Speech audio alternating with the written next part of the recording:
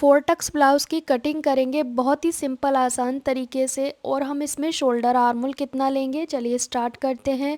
हम जो कटिंग करेंगे वो अस्तर पे करेंगे। अगर आप नेक बुकरम का बना रहे हैं तो आपको अस्तर ज़्यादा चाहिए होगा। यहाँ पे हम मेन कपड़े को देखेंगे, इसमें दो साइड बॉर्डर दिए गए हैं, तो एक स्लीव पे आएगा, एक बैक पार्ट में आएगा। फिर हम मेन अस्तर को फोल्ड करेंगे डबल फोल्ड में। फ्रंट ओपन है तो अपनी और ओपन साइड रखेंगे। रेडी लेंथ में 1.5 इंच प्लस करेंगे। 1.5 इंच इसलिए क्योंकि वो प्लेट्स में जाता है, बाकी तुरपाई पट्टी तो अलग से ही लगेगी। साइड से किनारी छोड़ देनी है, इसका यूज हम नहीं करते हैं। फिर उसके बाद हम शोल्डर लेंगे यहाँ पे 6 इंच का, क्योंकि बैक नेक 8 इंच या 8.5 तक का ही बनेगा इसका। यहाँ पे हमने शोल्डर 6 इंच लिया है। अब यहाँ पे बेसिक निशान लगाएंगे आर्मोल का, जैसे कि 6.5 पे लूंगी। मैंने बेसिक क्यों बोला, क्योंकि हम आर्मोल राउंड चेक करते हैं गोलाई करने के बाद, तब आपका परफेक्ट आएगा गोलाई करने के बाद, तब तो आपको इतना ही रखना है। लेकिन आपका कम ज्यादा है तो उसे ठीक करना है। कैसे करना है मैंने बहुत बार शेयर किया हुआ है। यहाँ पे हमने चेस्ट का 4th पार्ट लिया, 38 चेस्ट है तो 9.5 प्लस 3 इंच मार्जिन आप कम या ज्यादा कर सकते हो। यहाँ पे मैंने नेक विड्थ 2.5 इंच ली है, लंबाई मैंने यहाँ पे ली है 6.5 पे।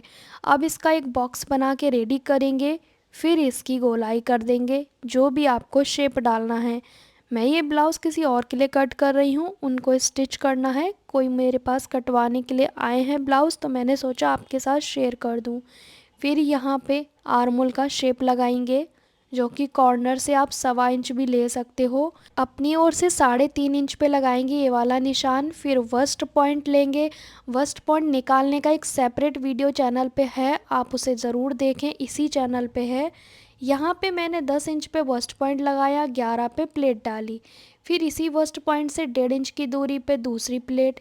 फिर इसी वस्ट पॉइंट की 2-2 इंच की गैपिंग पे ये दोनों प्लेट, जो आर्मोल और साइड फिटिंग की जगह पे रहेगी। तो इस तरह से 4 टक्स आपको डालनी है। लेकिन आपको फिर भी डालना नहीं आता है तो यहाँ पे आप राउंड सर्कल रखें, जैसे कोई कटोरी वगैरह, और चारों तरफ प्लेट डाल दें सेंटर से।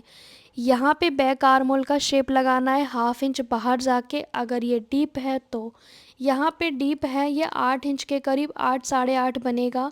यहाँ पे आर्मोल राउंड भी आपको चेक कर लेना है। इस तरह से मैंने इसकी कर दी है कटिंग।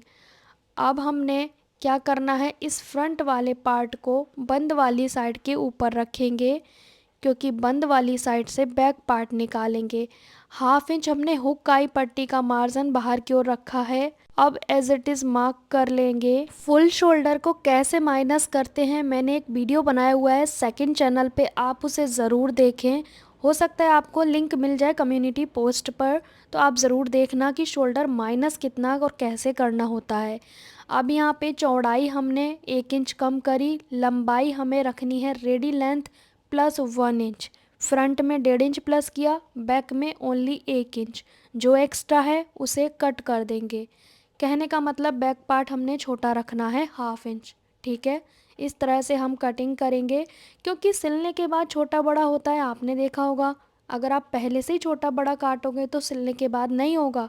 लेकिन छोटा बड़ा काटने का कारण आपको मैं बता देती हूँ। आगे वाले हिस्से में 4 प्लेट डलती हैं तो ज़्यादा कपड़ा कवर होगा, बैक वाले में 2 प्लेट डलती हैं तो कम कपड़ा कवर होगा, इसलिए सिलते वक्त आपका छोटा बड़ा हो जाता है।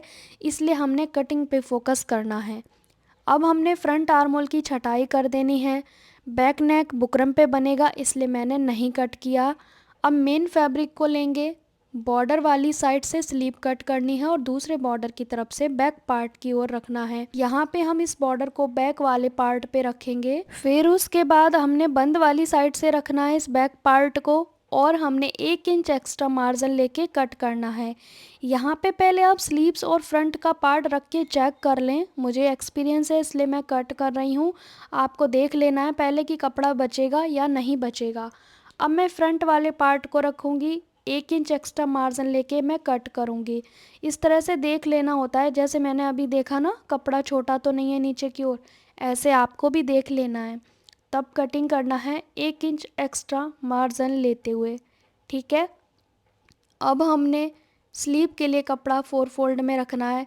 मैंने अस्तर पे स्लीव को कटिंग नहीं किया, क्योंकि मुझे इसमें थोड़ा सा पफ वाली स्लीव बनानी है।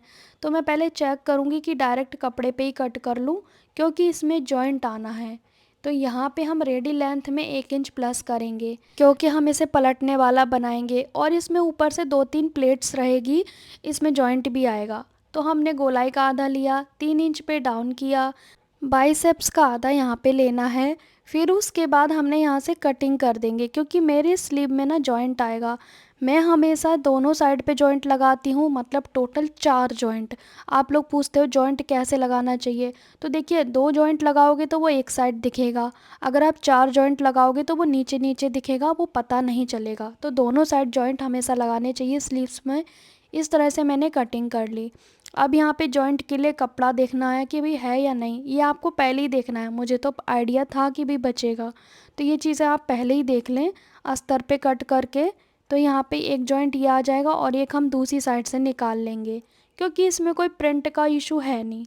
एक साइड को प्रिंट होता तो प्रॉब्लम आती। 4 जॉइंट हो गए, अब ये चारों लग जाएंगे एक स्लीव में 2, तो ये ना फिटिंग में चला जाएगा, पता नहीं चलेगा। 4 फोल्ड में अस्तर को लेंगे, अब इसके ऊपर मेन कपड़े को रख देंगे। हमने जो कटिंग की है मेन वो कपड़े पे की है, ना कि अस्तर पे। तो अस्तर हम एक्स्ट्रा मार्जिन लेते हुए कटिंग करेंगे, क्योंकि अस्तर पे कटिंग नहीं की है ना, इसीलिए मेन कपड़े पे की है मैंने।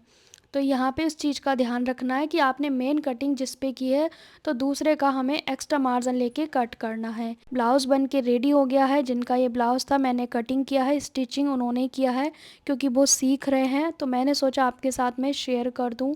ब्लाउज़ कुछ इस तरह से बन के कम्प्लीट हुआ है। गाइस कैसी लगी वीडियो कमेंट करके ज़रूर बताना।